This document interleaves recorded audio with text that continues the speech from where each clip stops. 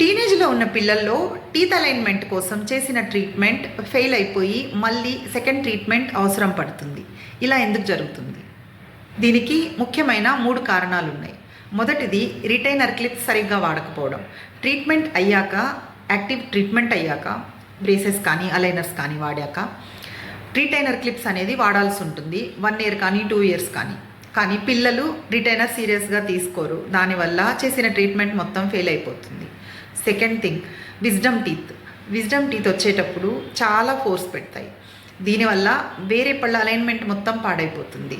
So ఇవి కూడా మనము ట్రీట్మెంట్ చేసేటప్పుడు పరిగణలోకి తీసుకోవాల్సి ఉంటుంది. మూడో కారణం అబ్నార్మల్ జా గ్రోత్.